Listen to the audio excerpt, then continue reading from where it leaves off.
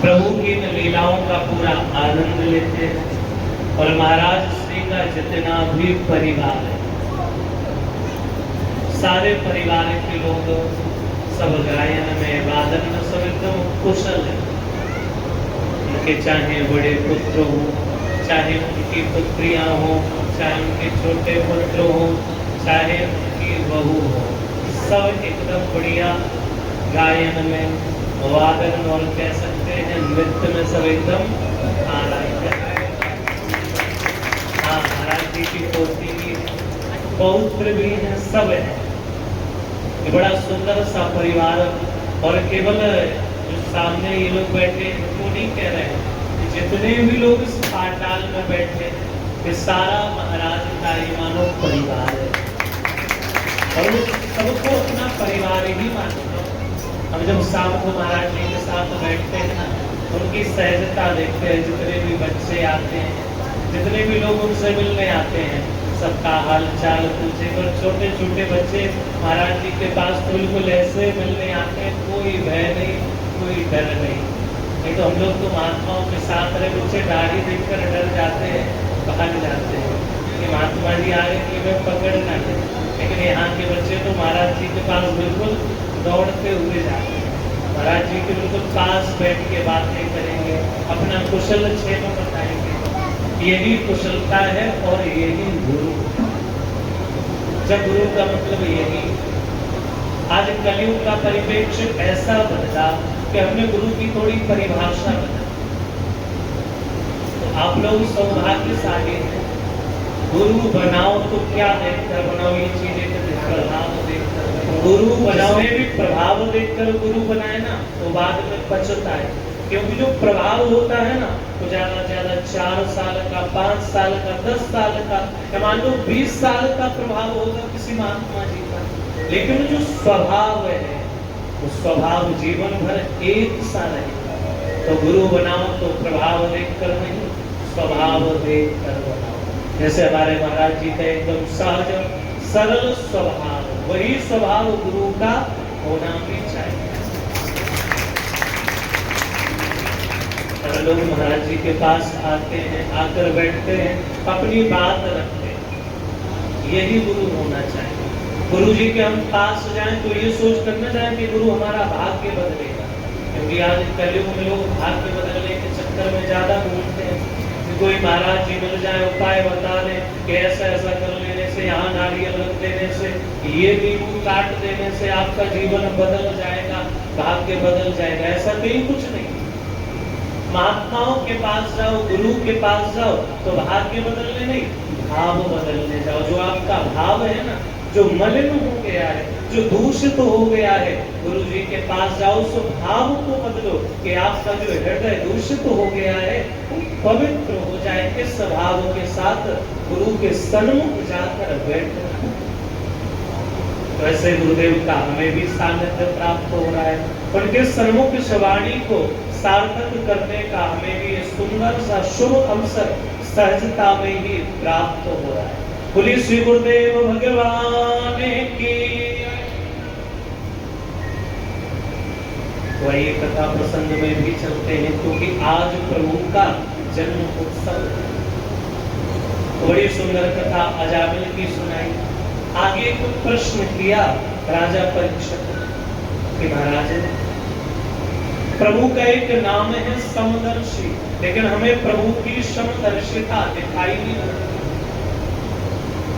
प्रभु अवतार लेते हैं, देवताओं पर कृपा करते हैं और दानवों को मारते हैं, तो प्रभु समदर्शी कैसे हुए? आप लोग देवता और दानव समझ रहे हैं ना? दानव कहते हैं राक्षसों को और देवता कहते हैं जो देव हैं। तो परीक्षित जी ने सुखदेव जी से ये प्रश्न किया है कि प्रभु के जितने भी अवतार हुए हैं, प्रभु ने जितने भी अवतार लिए हैं, सब दानवों को मारने के लिए, तो प्रभु समदर्शी कैसे हो गए? प्रभु भेदभाव करते हैं। सुखदेव जी कहते हैं राजन, प्रभु तो समदर्शी ही है, लेकिन प्रभु को देखने के लिए वो दृष्टि हमारे पास होनी चाहिए। तब कथा सुनाई है, हिरण्यकश्यप हो गए, सुखदेव जी कहते हैं राजन, एक हिरण्याक्ष दानव था जिसने भूदेवी का हरण किया। प्रभु ने वराह का रूप धारण किया। वराह का रूप धारण करके हिरण्याक्ष दानव का प्रभु ने उद्धार किया। हिरण्याक्ष दानव का भाई है हिरण्यकश्यप। हिरण्यकश्यप ने यह संकल्प लिया कि जिसने मेरे भाई को मारा है उसके रक्त से अपने भाई को तिलांजलि दूंगा।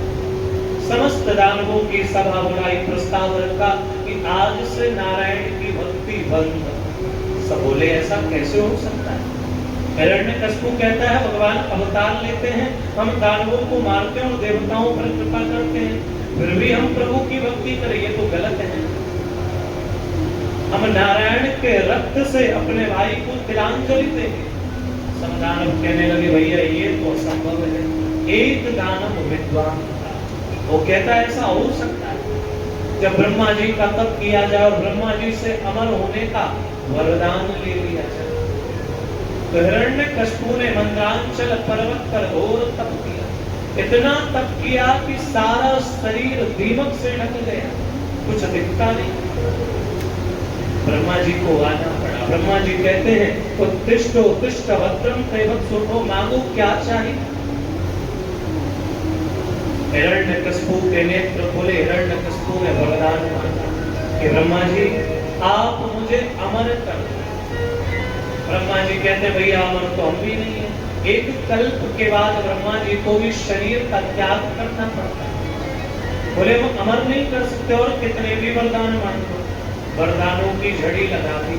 कहता है ठीक है प्रभु, ना अंदर मरू, ना बाहर मरू, ना आकाश में मरू, ना पाताल में मरू, ना अस्त्र से मरू, ना शस्त्र से मरू, ना नर से मरू, ना पशु से मरू, आपके द्वारा बनाई हुई सृष्टि में किसी से ना मरू। आपके द्वारा बनाए हुए 12 महीने में किसी महीने में ना। ब्रह्मा जी सावधान हो गए कि जन्म हुआ है तो मरेगा कैसे। वरदान बड़े अद्भुत मांग रहा है, लेकिन तप किया है तो वरदान भी देने पड़ेंगे। ब्रह्मा जी ने कहा तथास्तु, ये वरदान हमने तुम्हें दिए। सीना तान के खड़ा हो गया कि ब्रह्मा जी कल से आपको हमारे यहाँ वेदों का पाठ करने आना है। ब्रह्मा जी भी फंस गए कि वरदान दिया है तो बात भी माननी पड़ेगी। समस्त देवी देवताओं को अपने हाथ काम पर लगा दिया। बेचारे देवी देवता दिन भर काम करते हैं। एक दिन थोड़ा समय मिला तो सारे देवी देवता पहुंच गए भगवान नारायण के पास। कहते हैं प्रभु कि आपने हमें इसीलिए जन्म दिया है कि सारा जीवन इस दानव की सेवा करने में निकल जाए। भगवान कहते हैं वो क्या करें। सब कहते हैं प्रभु हमारी रक्षा करो, ये हमें सताता है। भगवान कहने लगे चिंता मत करो, जिस दिन ये मेरे भक्त को छेड़ेगा उसी दिन मैं इसका उद्धार करूंगा। समय व्यतीत हुआ। कालांतर में हिरण्यकश्यप के यहाँ 4 पुत्रों का जन्म हुआ। राग, अनुराग, संराग और सबसे छोटे हैं प्रहलाद। प्रहलाद जी का जन्म हुआ। सबसे छोटे हैं प्रहलाद, लेकिन गुणों में सबसे बड़े। प्रहलाद जी को पढ़ने के लिए शुक्राचार्य जी के 2 पुत्र हैं, षंडा और मर्क। वो गुरुकुल चलाते हैं जिसमें दानवों की कूटनीति सिखाई जाती है। छल कैसे करना है, द्वेष कैसे करना है, रूप कैसे बदलना है, लोगों को सताना कैसे है, लोगों को लूटना कैसे, ये दानवों की कूटनीति सिखाई जाती है। तो प्रहलाद जी जब 5 वर्ष के हो गए तो प्रहलाद के पिता हिरण्यकश्यप ने प्रहलाद को षंडामर्क के आश्रम में पढ़ने के लिए 3-4 महीने तक प्रहलाद जी ने बढ़िया से शिक्षा ली। लौट कर अपने घर आए। माता दयालु ने सुंदर श्रृंगार किया। प्रहलाद जी आंगन में खेल रहे थे। हिरण्यकश्यप आया, गोद में उठा लिया और प्रश्न किया कि प्रहलाद तुमने गुरुजी के आश्रम में क्या सीखा। प्रहलाद जी कहते हैं पिताजी एक ही चीज समझिए, ये संसार अंधा कुआ है और इस संसार में यदि कुछ सार है तो भगवान की भक्ति। हिरण्यकश्यप क्रोध में भर गया, कांपने लगा कि मैं नारायण का शत्रु, कि नारायण का भक्त ये कहां से आ गया मेरे घर। बहुत समझाया कि देखो ये गलत है, मैं नारायण का शत्रु हूं, तुम नारायण की भक्ति नहीं कर सकते। बहुत समझाया। यहाँ पर प्रहलाद ने भी अपने पिता को कि पिताजी वो तो परम पिता है, अरे उनकी भक्ति नहीं करेंगे तो हम किसकी भक्ति करेंगे। लेकिन प्रहलाद जब नहीं माने तो हिरण्यकशिपु समझ गया कि भगवान का भेजा हुआ कोई दूत है। अपने सेवकों को आज्ञा दिया कि ले जाए उसको पहाड़ से नीचे फेंको। प्रहलाद जी को पहाड़ से नीचे फेंका, प्रहलाद को कुछ नहीं। काले काले सर्पों की कोठरी में डाला, प्रहलाद को कुछ नहीं। सब कुछ करके जब तक और हार के बैठ गया तो हिरण्यकशिपु की बहन है, नाम है होलिका। होलिका कहती है भैया आपके मुख में ये चिंता की रेखा शोभा नहीं देती, क्या हुआ? सारी बात हिरण्यकशिपु ने बता दी। होलिका कहती है भैया इसका उपाय मेरे पास है, आप तो बस लकड़ी की व्यवस्था करो।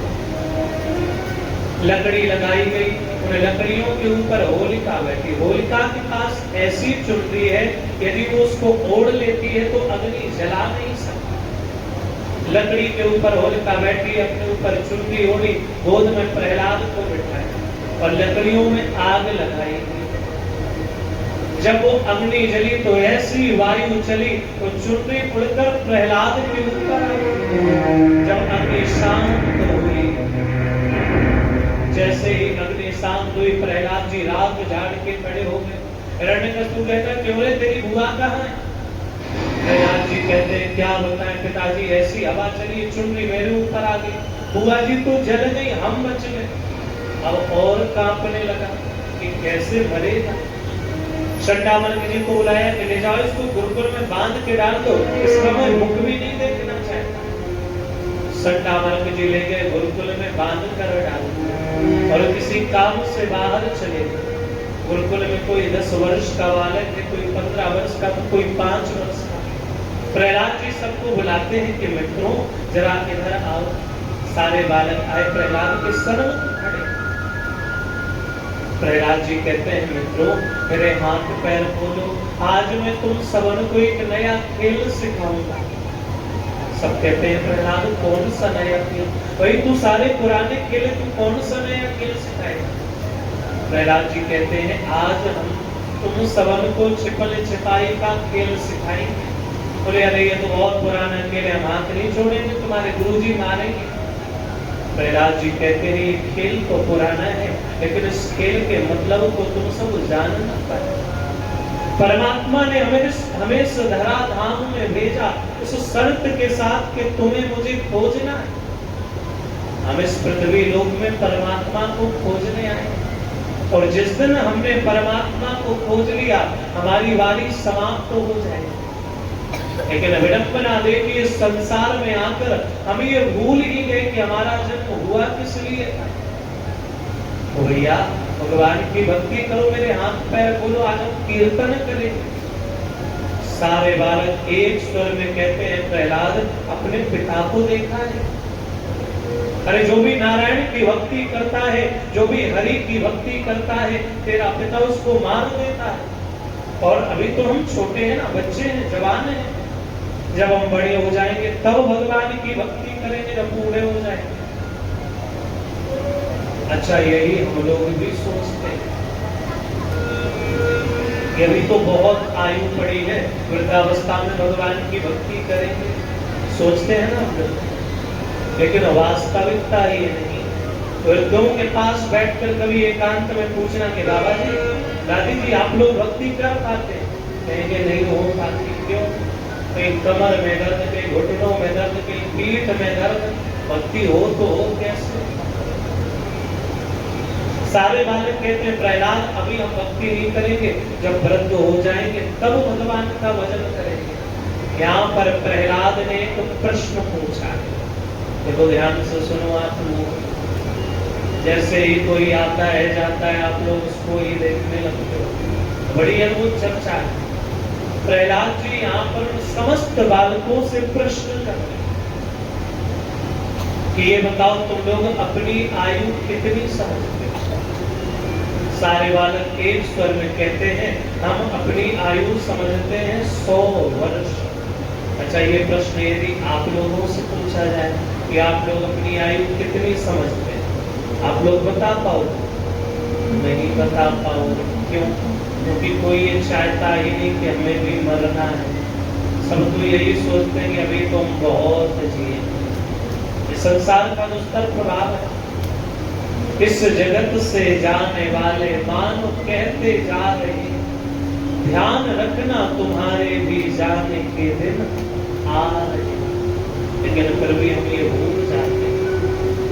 प्रहलाद जी कहते हैं, चल तुम लोग अपनी आयु 100 वर्ष समझते हो। सब कहते हैं हाँ।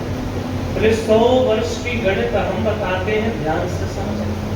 100 वर्षों में 50 वर्ष निकाल दो सोने में, हमारा आधा जीवन सोने में जाता है। अब कितना समय बचा? 50 वर्ष। बोले 50 वर्षों में 20 वर्ष प्रारंभ के निकाल दो युवावस्था। जब हम युवा होते हैं ना, कौन से भगवान, कौन सी भक्ति, कौन से माता पिता, हम सब भूल जाते हैं युवावस्था। अब कितना समय बचा? 30 वर्ष ना। 30 वर्ष में 20 वर्ष फिर निकालो वृद्धावस्था के। हमारे गुरुदेव लिखते हैं, बाल वयस सब खेल गवाई, तब तो रहा न कुछ भी याद, तरुणावस्था की मादकता में केवल तरुणी का मान। वृद्ध भय तब रात दिवस है, नाना चिंताओं का गान, दुर्लभ मानव तन पाकर के किया न परमेश्वर का।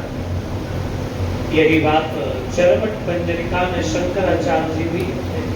बाल्यस्तावत् क्रीडासक्ता, तरुणस्तावत् तरुणी रक्ता, वृद्धास्तावत् चिंता मग्ना, परमे ब्रह्मणि कोपि न। बोले बाल वयस सब खेल गवाई। जब हम बालक थे ना, हमने सारा जीवन खेल कूद में, वासनाओं में लगा दिया। और वृद्धावस्था के जो 20 वर्ष है, उस शरीर में रोग हो गए, चिंताएं बढ़ गई, इसमें ही जीवन निकल गया। तो कितना समय बचा? 10 वर्ष।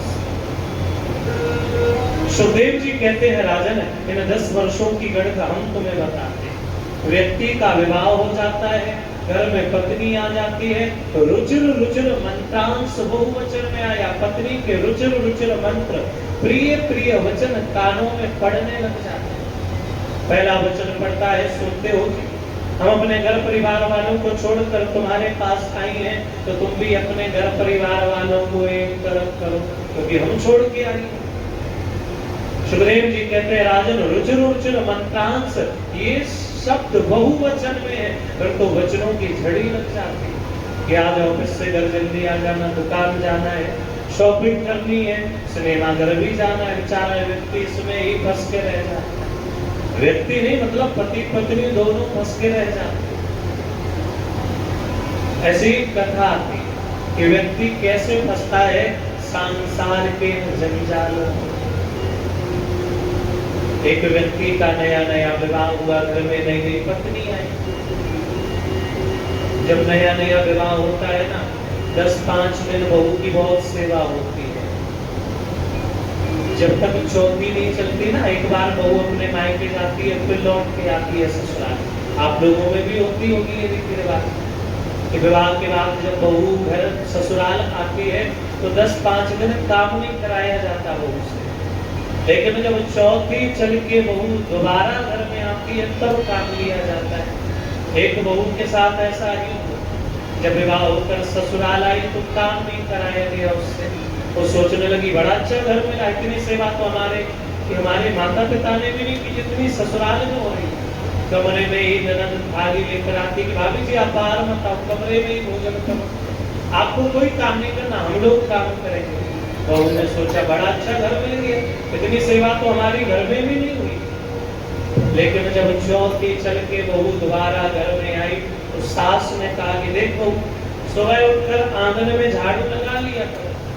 नए जमाने की बहू ने विचार किया, यदि मैंने एक दिन झाड़ू लगा दी तो ये काम मेरे ही मत्थे पड़ जाएगा, फिर कोई नहीं करेगा। उसने झाड़ू नहीं लगाई। समय इतना बदला कि सास की भी हिम्मत नहीं हुई कि बहू तूने झाड़ू क्यों नहीं लगाई कहने की। शाम को जब उसका बेटा घर आया तो बेटा को बुलाए, जरा बेटा देख, तेरी बहू से मैंने कहा था कि झाड़ू लगा लेना, झाड़ू नहीं लगाई है। अभी नई नई बहू है, अभी बात बना ले जाओ, नहीं तो बात बिगड़ जाएगी। बेटा कहने लगा देखो मैं ऐसे काम नहीं चलेगा, हम लोग युक्ति से काम लेंगे। क्या? सुबह तू झाड़ू लगाना, तेरे हाथ से झाड़ू छीन के मैं लगाऊंगा, तब देखता हूँ कि मेरी पत्नी झाड़ू कैसे नहीं लगाती। हाँ बेटा ये बात सही। सुबह हुई, माँ झाड़ू लगा रही थी, बेटा आया कि माँ तेरी कमर में दर्द हो जाएगी, ला मैं झाड़ू लगाता हूँ। माँ कहती नहीं बेटा तुझे ऑफिस जाने में देर हो जाएगी, मैं तू की हो रही है, मैं झाड़ू लगाऊंगा, मैं झाड़ू लगाऊंगा। मैं जमाने की बहू अपने कमरे से बढ़िया ग्रीन टी पीते हुए बाहर निकली, बोली तुम्हारे घर का नियम अच्छा नहीं, झगड़ा क्यों कर रहे हो? एक दिन बांट लो, एक दिन पतिदेव आप झाड़ू लगाओ, एक दिन माता जी आप झाड़ू लगाओ, झगड़ा मत करो। ये है नए जमाने की बहू, काम नहीं करना चाहती, युक्तियां लगा लेती, और जो व्यक्ति है ना वो इसमें ही फंस के रह जाता है। अच्छा कभी विचार करना, जो आदमी है ना उसके जीवन पर कभी सोचना, जीवन भर जिस माँ ने उसको पाल पोस के इतना बड़ा किया, जब घर में बहू आ गई, वो ऑफिस से घर आया, दरवाजे पर बहू मिल गई, खूब डांट लगाई कि तुम्हारी माँ ने आज हमें ये कहा, हमसे ये गलत कहा, अब बताओ हम क्या करें। बेचारे ने बातें सुनी, कमरे में गया, शाम को भोजन किया तो माँ ने बातें सुनाई कि तेरी बहू मेरी बात नहीं मानती, मुझे जवाब देती, ये करती वो करती। आदमी करे तो करे क्या, किसकी सुने?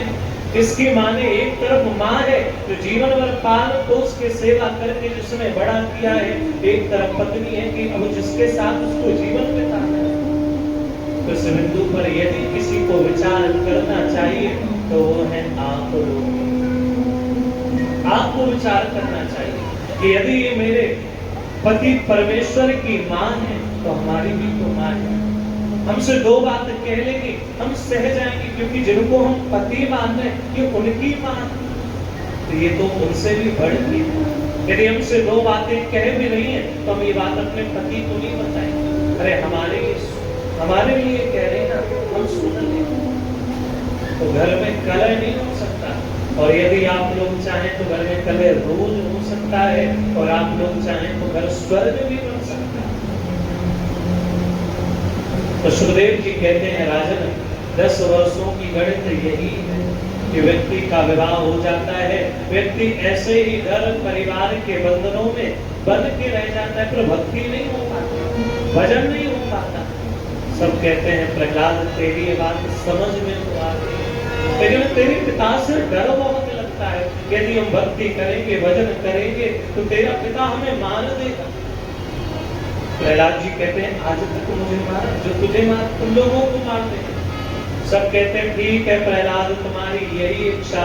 हाथ पैर खोले प्रहलाद बीच में बैठे, सारे बालक गोला बनाकर बैठे और बड़ा अद्भुत संकीर्तन प्रारंभ हो।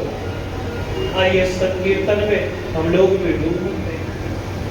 राधा राधा कृष्ण राधा राधा राधा कृष्ण राधा राधा राधा कृष्ण राधा राधा राधा कृष्ण राधा गोविंद गोविंद गोपाला गोविंद गोविंद गोपाला मुरली मनोहर नंदलाला मुरली मनोहर नंदलाला राधा राधा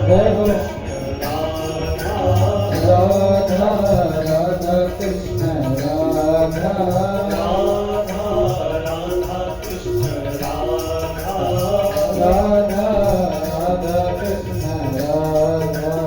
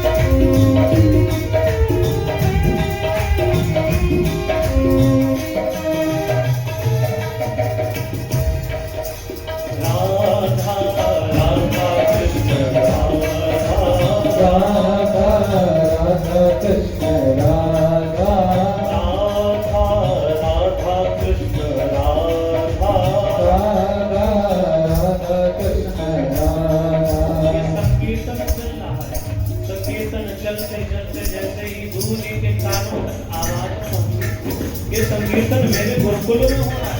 गुरु जी ने दौड़ लगा दी और जाकर जैसे ही संकीर्तन रोकने के लिए प्रहलाद को पकड़ा है, तो संकीर्तन का करंट गुरु जी को भी लग गया, वो भी संकीर्तन में डूब गए और गाने लगे, राधा राधा कृष्ण राधा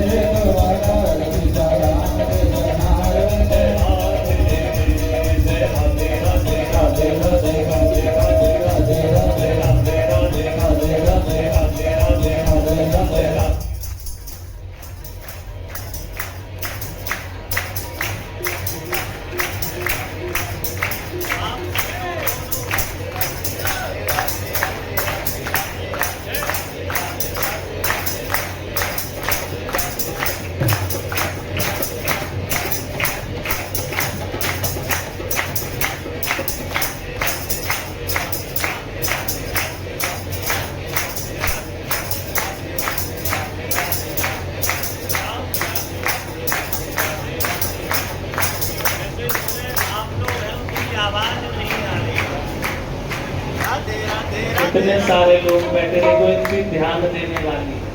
अभी झगड़ा हो जाए ना तो एक दो मोहल्लों तक आवाज जाएगी कि वो माता जी चिल्ला रही थी, और जब संकीर्तन करने की बात आती है तो एकदम मौन हो जाती है माताएं। और ऐसा हो सकता है जो झगड़े में सबसे ज्यादा चिल्लाती हो उस संकीर्तन में एकदम मौन हो। तो ऐसा नहीं करना है। जब आप झगड़े में चिल्ला सकती हैं तो प्रभु के नाम पे तो और जोर जोर से चिल्लाना है। आइए पुनः प्रभु के नाम का गुणगान करते हैं और सब झूमते हुए प्रभु के नाम का गुणगान करते हुए, राधा राधा कृष्ण राधा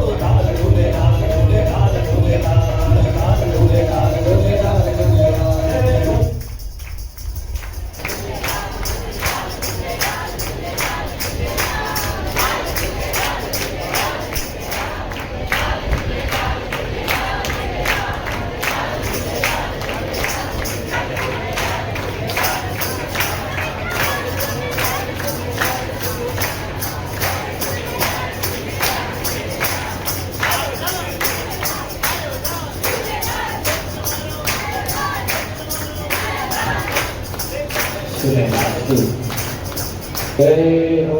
सभी लोग बैठ जाइए। यार बहुत भक्ति भाव वाले लोग हैं, लाइट आए चाहे ना आए, लेकिन आप लोगों का जो भक्ति भाव है वो बहुत प्रबल है। तो इस प्रकार से समस्त वो बालक संकीर्तन कर रहे, गुरु जी संकीर्तन में डूब रहे। जब संकीर्तन की ध्वनि हिरण्यकशिपु के कानों तक पड़ी तो हिरण्यकशिपु से रहा नहीं, हाथ में गदा उठाया, घोड़े पर सवार हुआ, सीधे गुरुकुल पहुंच गया और बड़ी जोर की ललकार लगाई। सबसे पहले अपने पुत्र को गालियां दी, कुलंकी कुलंगार, तूने तो हमारे कुल के नाम को डुबो दी। जिस नारायण ने मेरे भाई को मारा उस नारायण की भक्ति करता है और स्वयं तो भक्ति करता ही करता है, इन बालकों को भी भक्ति कराता है, जीवित नहीं छोड़ता। हिरण्यकशिपु कहता है तेरा नारायण है कहाँ? तुझे मैं कितना सताता हूँ, कितना मारता हूँ, क्या क्या नहीं किया, आज तक तेरे सन्मुख आया। प्रहलाद जी कहते हैं पिताजी वो तो मेरे सन्मुख है, लेकिन आपके पास वो नेत्र नहीं कि आप मेरे परमात्मा को देख सकें। जिसे आंखें खुदा ने दी वो पत्थर में खुदा देखे, और जिसका दिल ही पत्थर है भला पत्थर में क्या देखे। जिसे आंखें खुदा ने दी वो पत्थर में खुदा देखे, कि जिसका दिल ही पत्थर है भला पत्थर में क्या देखे। प्रहलाद जी कहते हैं कि आपको नहीं दिखेंगे वो गोविंद, आपके पास वो प्रेम रूपी नेत्र नहीं है। कण कण में झांकी भगवान की, किसी सूझ वाली आंख में पहचान। कण कण में भगवान की झांकी है, लेकिन वो नेत्र तो हो कि हम प्रभु को देख सकें। प्रहलाद जी कहते हैं कि पिताजी जो सामने खंबा है ना, इसमें भी मेरे परमात्मा है। क्रोध में भरा था हिरण्यकशिपु, हाथ में गदा लिए है, जोर का प्रहार खम्भे में किया, खम्भा टूटकर जमीन पर, खम्भे को चीरकर नरसिंह भगवान प्रकट हो गए। बोलिए नरसिंह भगवान की जय। और जो नरसिंह भगवान का स्वरूप है बड़ा विकराल स्वरूप है। नरसिंह भगवान जोर से दहाड़ लगाते हैं, उनके हाथ पैर कांप रहे। अब तक प्रभु के जितने भी अवतार हुए प्रभु शांत हैं, लेकिन ये जो नरसिंह का अवतार है प्रभु क्रोध में काम। हिरण्यकशिपु देखकर डर गया, इसका परमात्मा तो बड़ा विकराल है, लेकिन मुझे भी वरदान मिले, मेरा क्या बिगाड़े। नरसिंह भगवान ने हिरण्यकशिपु को पकड़ के अपनी गोद में ऐसे रखा जैसे बिल्ली चूहे को पकड़ती। हिरण्यकशिपु कहता है प्रभु पकड़ तो लिया है लेकिन मार नहीं पाओगे, क्यों? मुझे वरदान मिले। कौन कौन से वरदान? ना अंदर मरू न बाहर मरू। भगवान कहते अभी काम कहता है प्रभु बीच दहली पर है। और क्या वरदान मांगा था? ना आकाश में मरू ना पाताल में मरू। भगवान कहते मेरी गोद में हो। और क्या वरदान मांगा था? ना अस्त्र से मरू ना शस्त्र से मरू। भगवान ने अपने बड़े बड़े नाखून दिखा दिए, ये देखो। और क्या वरदान मांगा? कहता है प्रभु वरदान मांगा था कि 12 महीने में किसी महीने में न मरूं। भगवान कहती है 13वां महीना पुरुषोत्तम मास, ये तेरे लिए ही मैंने बनाया। सारे वरदान प्रभु सिद्ध करते जा रहे। और क्या वरदान मांगा था? कहता है प्रभु एक वरदान और था, न नर से मरूं न पशु से मरूं। भगवान कहने लगे मुझे देखो मैं कैसा लग रहा है। कहने लगा प्रभु मुझे क्या पता था खिचड़ी बन के आओगे, न नर हो न पशु हो, दोनों का मिलाप है। भगवान ने सारे वरदान सार्थक कर दिए, अपने बड़े बड़े नाखून उदर में प्रविष्ट किए और गोविंदाय नमो नमः नरसिंह भगवान ने उद्धार कर दिया हिरण्यकशिपु। प्रभु क्रोध से कांप रहे। अब तक प्रभु ने जितने भी दानवों का उद्धार किया, देवी देवता ऊपर से नीचे आते हैं, प्रभु की आरती करते हैं, लेकिन आज किसी देवता की हिम्मत नहीं कि प्रभु की आरती करने आते। ब्रह्मा जी लक्ष्मी मैया के पास, ब्रह्मा जी हाथ जोड़ के कहते देवी जी आज आपके पति के सन्मुख किसी की हिम्मत नहीं सामने आने। आप ही हैं जो अपने पति का क्रोध शांत कर सकते हो। क्रोध में कांप रहे, सारी सृष्टि का विनाश कर देंगे। लक्ष्मी जी कहती चलो चल के देखते हैं कैसे शांत नहीं होते। अच्छा, जब कभी पतिदेव नाराज होते हैं ना, लोग पत्नी को ही आगे करते हैं कि यही शांत कराएंगे। लक्ष्मी जी को भी अभिमान है कि हम शांत करेंगे अपने पति को। हाथ में आरती की थाली लेकर जैसे ही सन्मुख जाकर खड़ी हुई, नरसिंह भगवान ने जोर की दाढ़ लगाई, आरती की थाली वहीं पटकी, दौड़ लगा दी। लक्ष्मी जी कहती किसके सामने खड़ा कर दिया ले जाकर, कि हमारे पति हैं क्या? तब हमारे प्रहलाद जी गए, नरसिंह भगवान बैठे, नरसिंह भगवान की गोद में जाकर बैठ गए और नरसिंह भगवान का क्रोध ऐसे उड़ गया मानो जैसे कपूर उड़ता। नरसिंह भगवान शांत हो गए, कहते हैं प्रभु कि प्रहलाद, जहां मेरे सन्मुख ये देवी देवता न टिक सके, मेरी पत्नी धर्म पत्नी न टिक सके, तुझे मुझसे डर नहीं लगा? प्रहलाद जी कहते हैं कि आप तो परम पिता हैं, और जब जंगल में सिंह दहाड़ लगाता है सब तो डर के भाग जाते हैं, लेकिन जो सिंह के शावक होते हैं वो प्रसन्न हो जाते हैं। तो आप तो हमारे पिता हैं, पिताजी हम कैसे डर सकते हैं? आज भगवान के नेत्रों में अश्रु, भगवान की महिमा देख। आज प्रभु रो रहे हैं कि प्रहलाद मुझसे बहुत बड़ी भूल हो, मुझे आने में प्रहलाद देर हो गई, तुझे कितना सताया गया प्रहलाद, तुझे पहाड़ से नीचे फेंका, काले काले सर्पों की कोठरी में डाला, तुझे अग्नि में बिठाया गया। प्रहलाद मुझे क्षमा कर दे, मुझे आने में देर हो। प्रहलाद मन में कोई इच्छा हो तो वरदान मांग। प्रहलाद जी कहते हैं कि प्रभु की एक ही इच्छा है, यदि कुछ देना ही चाहते हो तो ये वरदान दे दो कि जो मेरे पिताजी हैं इनकी दुर्गति ना हो। भगवान कहते हैं प्रहलाद, तेरे जैसा जिसके यहाँ पुत्र हो जाए, पौत्र हो जाए, भला उसका कभी उसकी दुर्गति हो सकती? अरे ये तो मेरे धाम तो गया है जिसका तेरे जैसा पुत्र है। प्रहलाद जी प्रसन्न हो गए। ये है भक्ति। ये भक्ति का वैशिष्ट है कि जीवन में कितने भी दुख आ जाएं, कितने भी संकट आ जाएं, कैसा भी समय आ जाए, हम प्रभु से विमुख नहीं होते। हम लोग भी भक्ति करते हैं, थोड़ा सा जीवन में दुख आ जाए, कुछ अनिष्ट हो जाए, तो हम यही कहते हैं कि भोले बाबा पूरा सावन भर आपको जल दिया है भैया, 9 महीने तक आपके लिए व्रत रखा और आपने हमें ऐसा समय दिखा दिया, बस प्रभु आज से आपकी भक्ति बंद अब नहीं करेगी। तो ये भक्ति नहीं। भक्ति का वैशिष्ट तो यही है कि जीवन में कितने भी दुख हो, कितने भी कष्ट हो, कैसा भी समय हो, हम भगवान से कभी विमुख नहीं हो। वो भक्ति। और भक्तों के जीवन में यदि दुख नहीं है ना, तो फिर वो भक्त नहीं है। आप कितने भी भक्तों का जीवन देख लेना, आप कथाएं पढ़ना, कथाओं में आपको यही प्रसंग मिलेगा कि एक प्रभु का गरीब भक्त था, एक प्रभु का ऐसा बेचारा भक्त था। और आप राक्षसों का जीवन पढ़ना, एक ऐसा बलशाली राक्षस था, एक ऐसा दानव था, बड़ा बलवान था, लेकिन जो भक्तों की कथा आएगी ना, वो यही आएगी कि बहुत दुखी भक्त था। क्यों?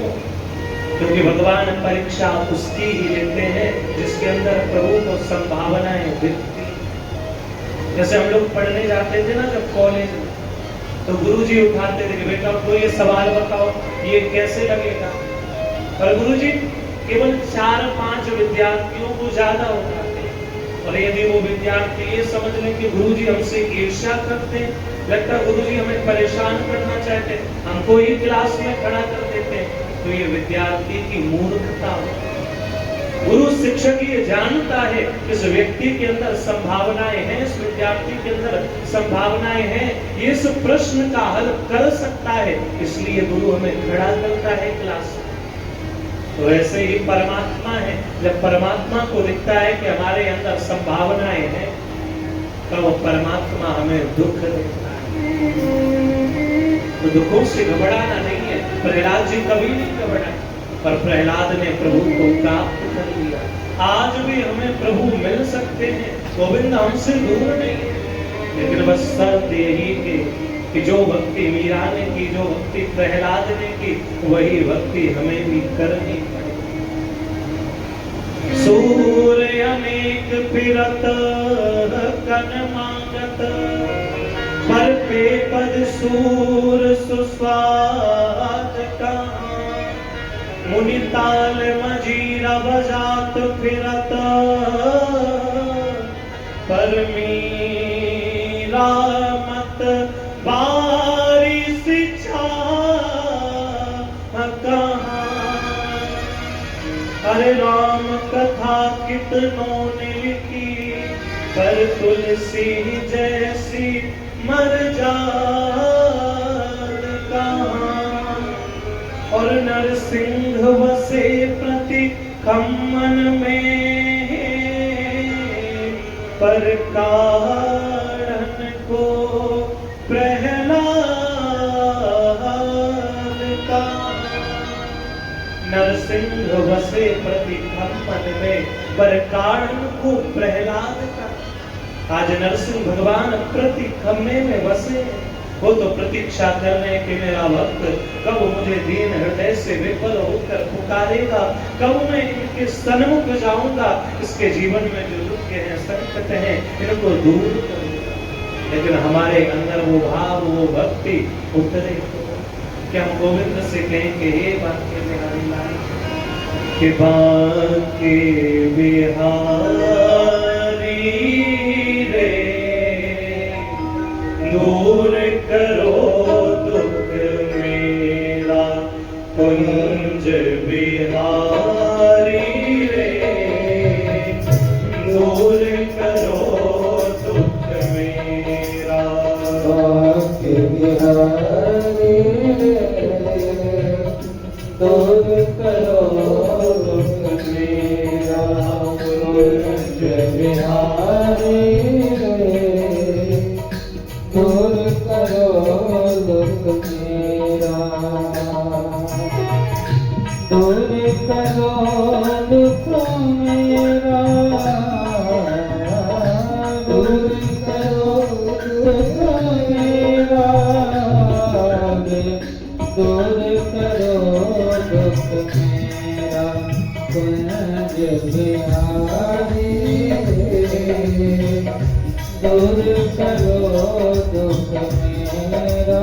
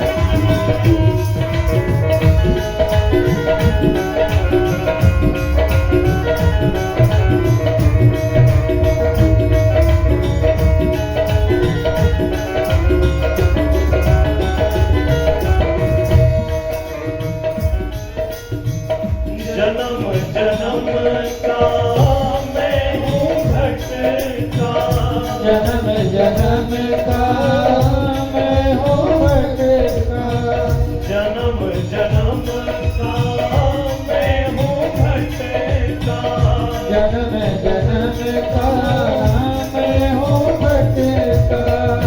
मेरा आज भंवर में अटका, मेरा आज भंवर में अटका, पार करो बनवारी रे, पार करो बनवारी रे, अब दूर करो दुख मेरा, आके बिहारी रे, दूर करो दुख मेरा, कुंज बिहारी रे, दूर करो मेरा, आके बिहारी रे, दूर करो मेरा, दूर करो मेरा। सावरिया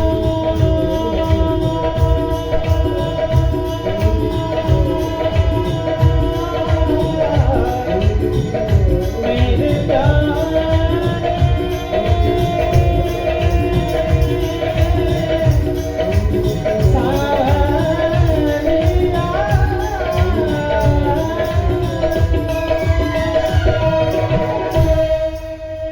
बोलिए श्री बांके बिहारी लाल की जय, श्री भक्त वत्सल भगवान की जय।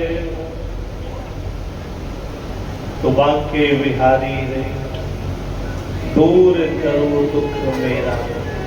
प्रभु ने प्रहलाद जी के दुखों को दूर